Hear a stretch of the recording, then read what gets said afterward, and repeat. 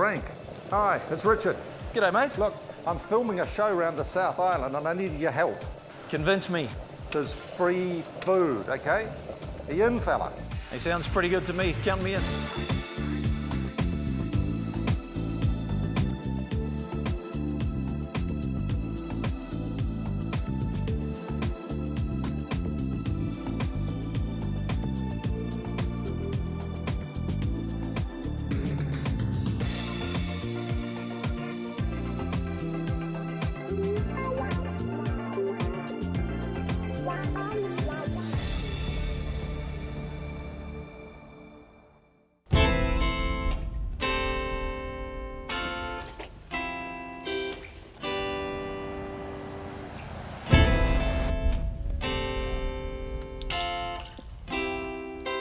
Today we're travelling from Wanaka to Tiana.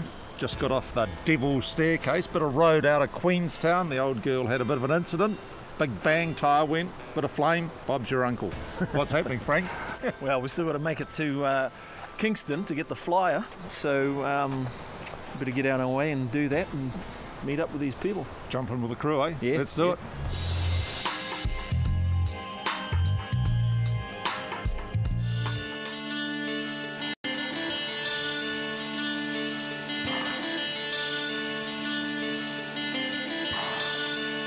Well, David, not too many people can say they own a steam train.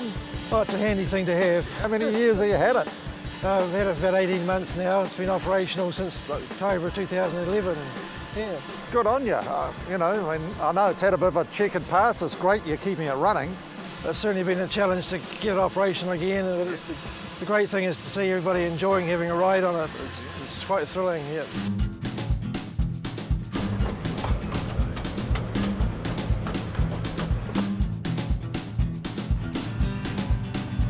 Well, I've never been on a steam train before, so it's a nice experience. And I remember this old girl from the Cadbury Crunchies ads back in the 70s, I think it was. So it's a nice experience, you know. It's a slowish journey at the moment, but gives you time to take in the scenery, rocking and rolling. You know, it's quite an age now, but really nice to be able to almost go back in time. Riding in a steam train is pretty rare these days as well. I'm not too sure, but I think this would be one of the very few in New Zealand still operating. So it's a nice experience.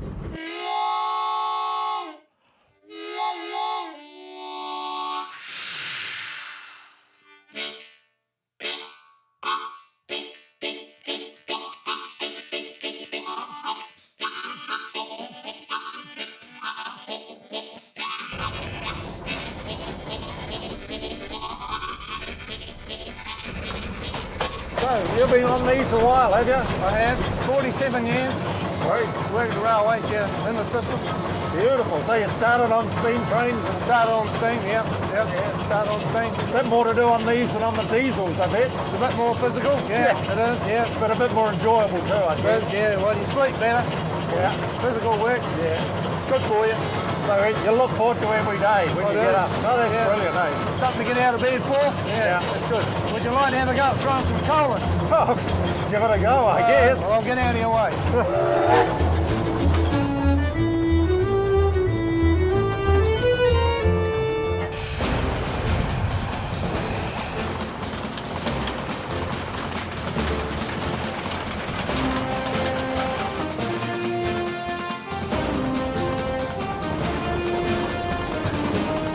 You do get a really good feel for the train walking around out here. The movement, all the steam, all the smoke coming out. You know, it's open country, mountains around. It's kind of at home here. Rickety old train, making a noise up over the hill. You know, you half expect to see some horses with some cowboys and Indians sort of come riding over the horizon.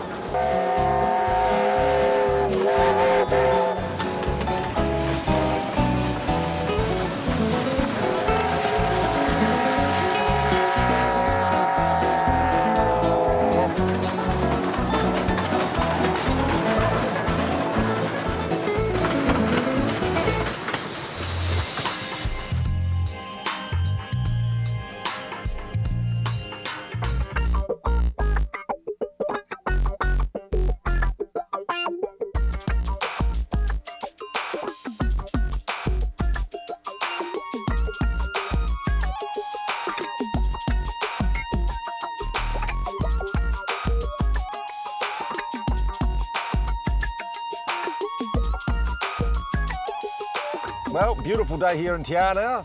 Shame to see the back of that old Chrysler, eh? But Yeah. lucky that Ken McCleary came to the party with this beauty. Yeah, nice that it's another convertible too. Yeah, I guess so. Right, getting a bit breezy. You know the drill, there's the list. Yep. And where am I meeting you? Dock Bay Lodge, down that way a wee bit, you'll find it. No? Okay, Have a good day. I'll see you there. Yeah, right you are.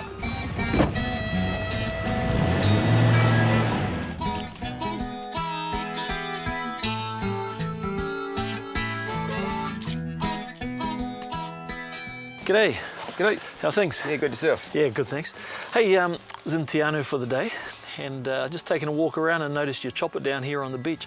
I was hoping to see a few sites, take a look around. Okay. Wondering if there was any chance of hitching a ride. Yeah, well, as it happens, we'll give you a ride over to Queenstown, Yeah? and we'll come through Fiordland into Doubtful Sound.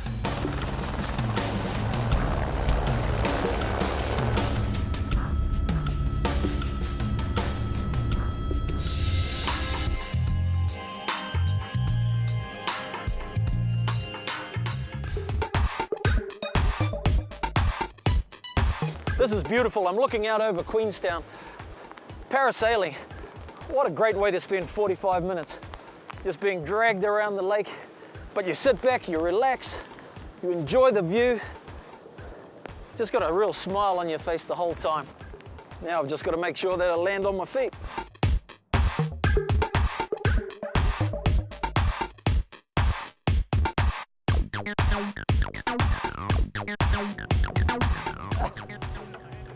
Oh, well, was that best landing ever by anyone ever? Starting to get a little bit chilly up there, but hey, you can't have everything, can you? One thing you have to do when you come to Queenstown is visit the -5 ice bar.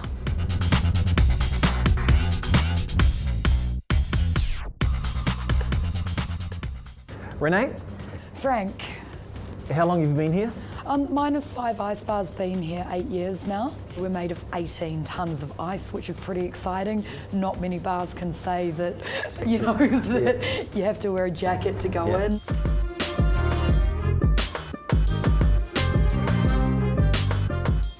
Sorry, what is the temperature in here? I know it's called -5. Yep, good question, Frank. So it does fluctuate between -5 and -10.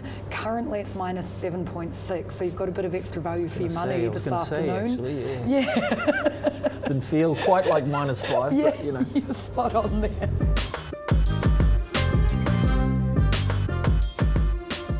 So the really unique thing about -5 is that our sculptures do change every 3 months, Frank.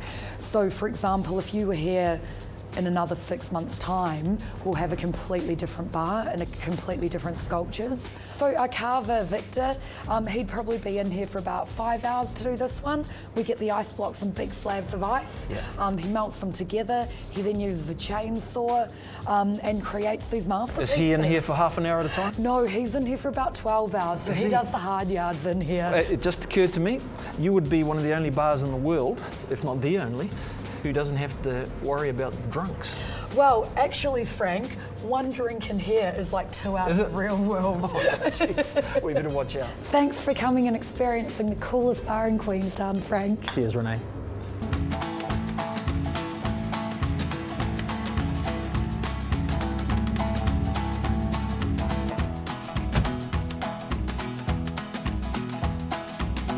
Morning, Richard's the name. Morning, Richard. Owen. Pleased to meet you. You too. Beautiful bit of paradise you've got here. Yeah, it's not a bad spot, is it? Oh, it's incredible.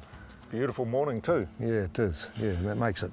Right, well I've come to see your farm. Shall we head up there? That's a good idea, but I see you've pinched Ken's car. Yeah, it was very good of him to lend it to us, eh?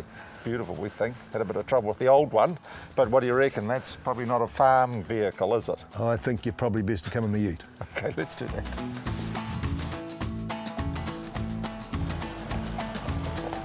How long you had this farm? Well, we've had it about 40 years now, Richard.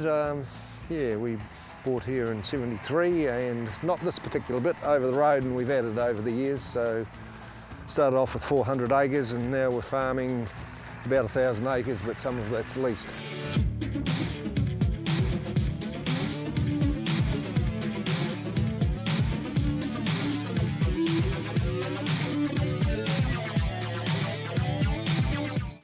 We're about in the middle of the Te Anau Basin, and the farm's about 10 k from Te Anau Township. Yeah, and that's 100 miles from Invercargill, so we've got reasonable cartage costs and things, Invercargill being our main service centre. And what stock do you carry on this farm? In total stock units is about 5,000, made up of 3/4 of that in sheep and the rest in deer. We farm 3,200 ewes and about 800 hoggets, and lamb the hoggets as well. And the deer, it's 300 hinds, and we take the progeny of those through to finishing each year. Well, what are these? These are the mixed thundering along behind us. Yeah, no, these are the mixed age ewes, Richard. They're just getting a shift. We're shifting them every day now. Not that long till ram goes out, so we try and keep the feed a bit restricted, but they're looking okay. Right. So this is their daily shift.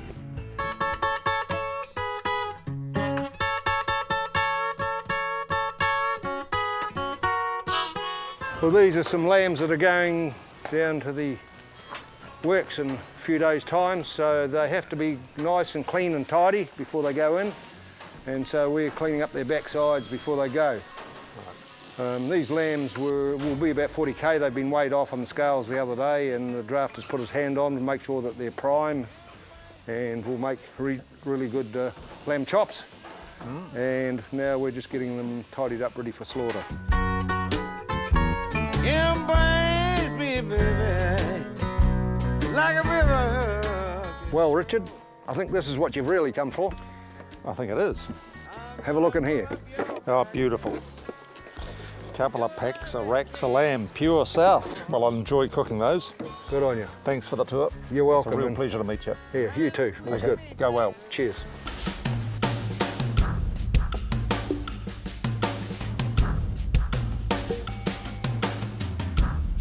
Well, Gavin, the helicopter pilot's just dropped me off at Doubtful Sound. I'm on the Tūtoko 2, and Richard, the skipper, is going to take me out for a spot of fishing. So Richard, obviously the skipper of the Tūtoko 2. How long you been doing this, mate?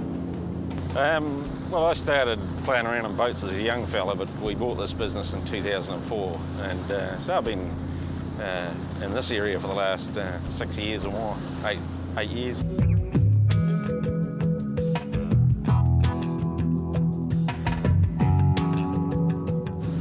Yeah, well, Doubtful Sound was actually named by, first named by Captain Cook, or the first English person to name it. And he called it Doubtful Harbour because he was doubtful he would safely get in here, and also doubtful he'd get suitable winds to safely get back out. But after time it just became known as Doubtful Sound.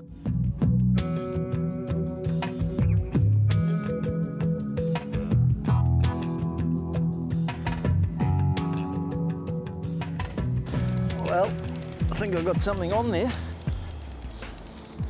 Hope it's not an old gumboot or something. It's putting up a little bit of a struggle. He's trying to tire me out, I think. Is he? No. He's a big one. There he goes. Oh, Here I he can comes. see him down there. Yep. Oh, not bad. Got yourself a cod there, Frank. Look Look at that. Hey. Let's bring this round so the sun's on it. Oi. That's Look enough. at that.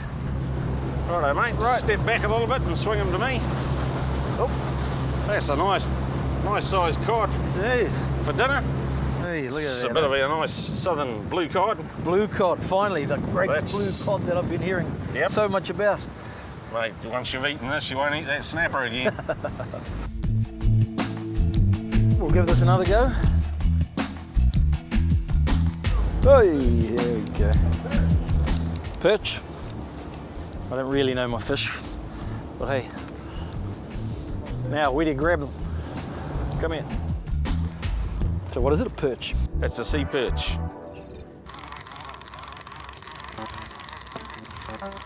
Yep. Look at that. That's a yellow cod. They're pretty rare. They look pretty similar to a blue cod in body shape, but they're not all that big.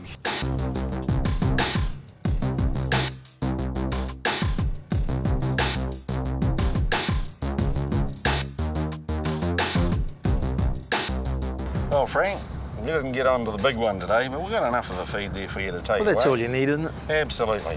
A nice bit of southern blue cod there, and I even leaped over the side before you arrived and got your lobster to take away with you too, mate. So you take that home and enjoy yourself. Thank you very, very much, Richard. You're very welcome.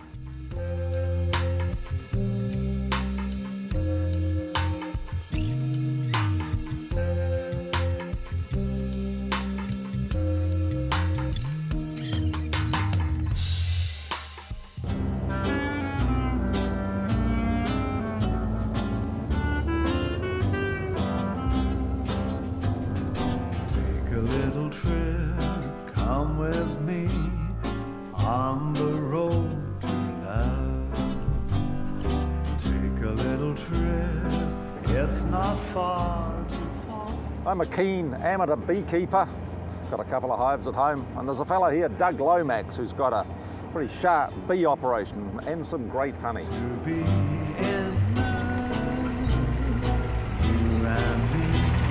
It's heaven on earth, heaven is the place for me. Well, thank you very much for having me in here, Doug. It's a real pleasure to be in such a sort of serious beekeeping thing. I know you say you're just a small operator, but you can understand as a fella with 2 hives in his backyard, you're big. Yeah, oh no, I'm sort of pretty average for New Zealand. You know, I'm in the top sort of 10%. And how many hives is that? Well, I've got 600 hives here, and here I've got, by the time I finish extracting, I'll have got 2,400 honey boxes, maybe a few more. Last year, all my honey went to Japan. That's just the nature of the clover, the quality of the clover we get down in the Southland, because we don't have nothing else really. I wanted a one-man operation, and that's it. I don't want to walk too far, and I really wanted it to be quite idiot-proof really for me. When I first arrived, I got some plastic combs, and I really don't like them because the bees don't like them as much. They don't.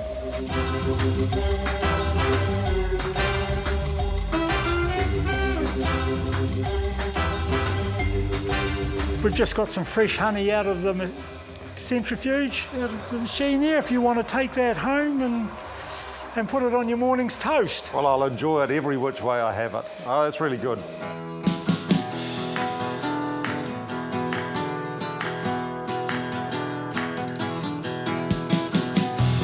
G'day there.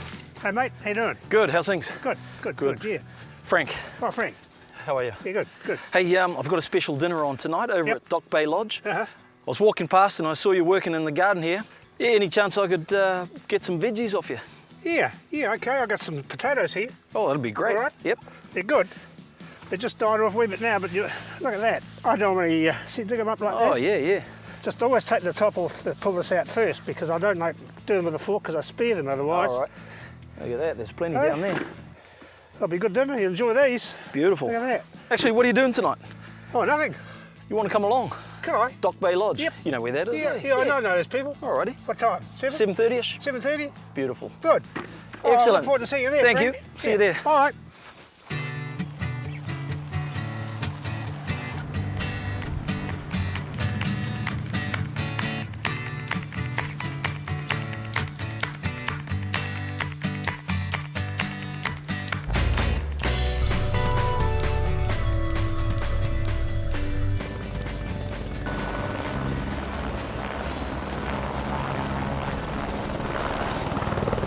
Well, that's a great way of getting around. That's how they do it around here. Good stuff. Did you get everything on the list? I did. Got everything you needed, everything you asked for. Had a great time doing it too. Well, did you manage to find anybody to come and join us for dinner? I did actually. Both locals. Guy that I got the ingredients off, Dave, great help to me, and he's going to bring his mate, Dave. Perfect. Oh, well, come on in. Right. Well, here we are in Te Anau, Dock Bay Lodge, beautiful spot, beautiful lamb dish. I'm going to be cooking for you with the prime lamb cut, lamb racks, and it doesn't get any better than this pure South lamb rack.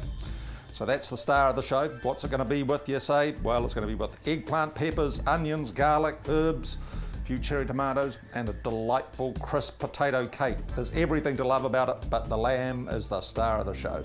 First things first, the vegetables. Get them in the oven. They've got to cook first, because the lamb doesn't take so long. We're going to cut these into cubes. Eggplants all cut up. Now we're going to cut the pepper, similar size cubes. Onion, red onion, and toss the vegetables with some olive oil, a bit of salt, toss it all together, tip it into a nice sort of roasting dish, and then straight into a good hot oven. Right, so our vegetables are now sort of halfway cooked, and they're looking just the way they should. The eggplant's just a little bit browned, you can see there. Pepper's just a little bit brown, but it's softened and it's well on the way to cooking. So now I'm going to add a couple of things to it. Some whole cloves of garlic, about a head or a couple of heads of garlic, a bit of rosemary, a little bit of thyme. Give it all a bit of a stir together, and then back in the oven.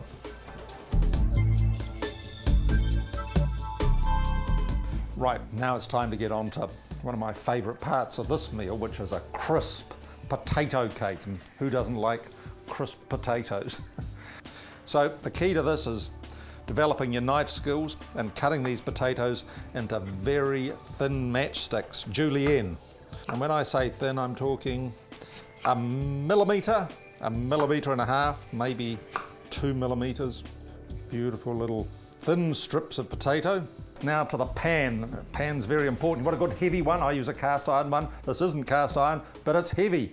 And I'm hoping to goodness that it won't stick to the bottom because it cooks long and slow over a low heat. So in goes a lump of butter. Want to coat the bottom of the pan completely with melted butter to try and stop the potato from sticking. Roll it round, get the butter coating all of the pan the potatoes are going to touch. We'll just toss a little bit of salt, and in go the potatoes. And now we're going to get on with the main ingredient, the lamb.